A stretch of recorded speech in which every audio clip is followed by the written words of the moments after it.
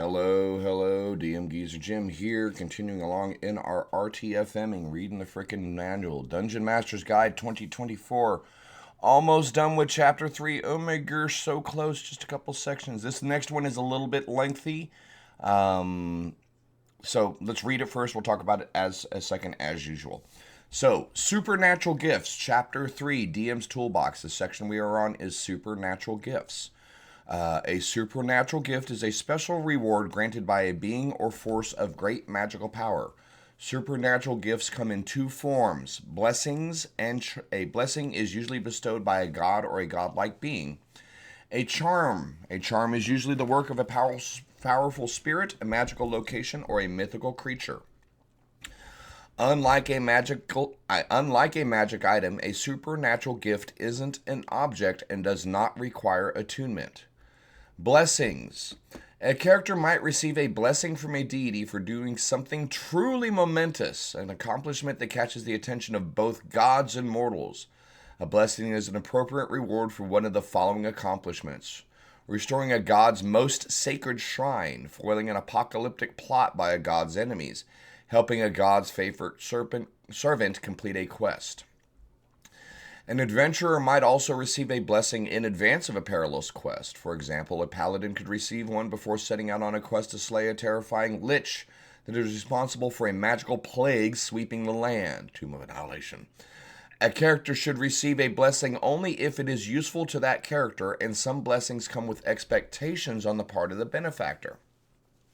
A god might give a blessing for a particular purpose, such as recovering a holy person's remains or toppling a tyrannical empire, and could revoke the blessing if a character fails to pursue that purpose or acts counter to it. A character retains the benefit of a blessing forever, or until it is taken away by the being who granted it. There is no limit on the number of blessings a character can receive, but it should be rare for a character to have more than one at a time. Moreover, a character can't benefit from multiple instances of a blessing at the same time. For example, a character can't benefit from two instances of the blessing of health at once. They don't stack. You can easily create more blessings by mimicking the power properties of a wondrous item. This is over in Chapter 4 type stuff. Blessing of Health is a supernatural gift. Your Constitution score increases by 2 up to a maximum of 22. Blessing of Magic Resistance, supernatural gift of blessing. You have advantage on saving throws against spells and other magical effects. Blessing of Protection. You gain a +1 bonus to armor class and saving throws. Blessing of Understanding. Your Wisdom score increases by 2 up to a maximum of 22. Blessing of Valhalla. This blessing grants you the power to summon spirit warriors as if you were blowing a silver horn of Valhalla. Once you use this blessing, you can't use it again until 7 days has passed. Take a note of the item if you're interested in that one. Blessing of Weapon Enchantment. One non-magical weapon in your possession becomes a +1 weapon while you wield it. And the Blessing of Wound Closure. The blessing grants you the benefits of a periapt of wound closure. The next section is Charms. Charms can be received in many different ways. For example, a wizard who finds an eldritch secret in a dead archmage's spellbook might be infused with the magic of a charm, as might a character who solves a sphinx's riddle or drinks from a magical fountain. Mythic creatures sometimes grace their allies with charms, and some explorers find themselves bearing a charm after discovering a long-lost location drenched in primeval magic. Some charms can only be used once. Others can be used a specific number of times before vanishing. Excuse me. If a charm lets a character cast a spell, that character can do so without expending a spell slot or providing any spell components. Unless otherwise stated, the spell uses its normal casting time, range, and duration. If the spell requires concentration, the character must concentrate. A charm cannot be removed from a creature by anything short of divine intervention or a wish spell. A character cannot benefit from multiple instances of a charm at the same time. They don't stack. A typical charm mimics the effects of a potion or spell, so it's easy to create more charms of your own. These are a bunch of examples here of little charms. Charm of Conjuration is a supernatural gift charm. This charm allows you to cast Conjure Animals. Once used 3 times, the charm vanishes from you. The next one is this charm allows you to cast Dark Vision. Once used 3 times, the charm vanishes from you. Charm of Feather Falling. This charm grants you the benefits of a ring of feather falling. These benefits last for 10 days, after which the charm vanishes from you. Charm of Heroism. This charm allows you to give yourself the benefit of a potion of heroism as a magic action. Once you do so, the charm vanishes from you. The Charm of Restoration. This charm has 3 charges. You can expend some of its charges to cast one of the following spells. Greater Restoration costing you 2 charges, or Lesser Restoration costing 1 charge. Once all of its charges have been expended, the charm vanishes from you. Charm of the Slayer. Supernatural gift. Charm.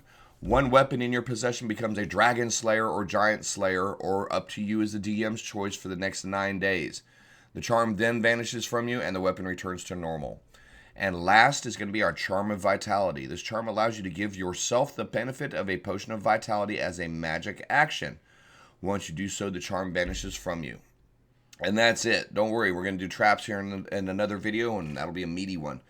But let's get through this. The supernatural gifts. This is me opining now. Should you need to reward your players with abilities, spell-like abilities, magic-like abilities that don't necessarily adhere to an item, that are dependent on a storyline, a story reward type of a thing, or it could also be spontaneous, hey, you guys did a good by that unicorn, here's a charm type thing. First and foremost, this is not a comprehensive listing of the charms or the blessings. The blessings are far more potent because they're like APIs. You're getting ability point improvements. You're getting permanent, long-term bigger increases to core numbers. So blessings should be used a little bit more sparingly. They're well-earned rewards, or you're giving your players a protection from evil blessing at the start of a major finale to go fight a bunch of demons type of thing. Blessings should be a little bit more unique, a little bit more tailored to not necessarily the recipient, but who's giving the blessing. The blessing comes from a deity at some point. So you're not going to have, a blessing of pacifism, as it were. Calm emotions is not going to come from your god of war. Does that kind of make sense? So make sure that you line up the style of blessing with the giver, with the giftee. It's a customized type of a thing. Special reward for doing something miraculous. It shouldn't be, oh, hey, you guys finished that first quest on the quest board. Here's a blessing for you. No. The rate that you give out blessings is going to be expected in your campaign. The more you give out, the less value they seem to have, and the more powerful your players will be. So if you're going to use a blessing, in my opinion, make sure it's for something momentous, something amazing, a end of chapter, mid-tier, holy crap, this is a really good thing you guys just did. The gods above grant you this blessing. Use them sparingly. Charms you have a little bit more play with here. You can basically mimic any low-level spell, any low-level potion, low to mid-level spell and potion with the charm. It's going to give the players the ability to do something a couple times and it's gone. Charms are very useful for the party that might be lacking in a specific spell or ability or class, and rather than changing the entirety of a campaign or encounter, you still want to enable them to be able to enjoy the content with the characters they have. Charms do a really great job in filling in those gaps. For example, the Charm of Restoration. If your players don't run with a cleric, don't run with a paladin or any priests, restoration is huge, man. You need to be able to clear blind, deafened, paralyzed, poisoned, charmed, petrified, things like that happen a lot in our adventures. So if you don't have a character, if your PCs can't deal with those conditions, then either A, they're in a difficult position, or B, you can't use a lot of effects and creatures without killing your party. So these charms can fill in those gaps really well for your player character groups that might not be synergized. They might not have every class. You might need to give them a little bit of a boost to get through this next encounter, and that's where charms fall in.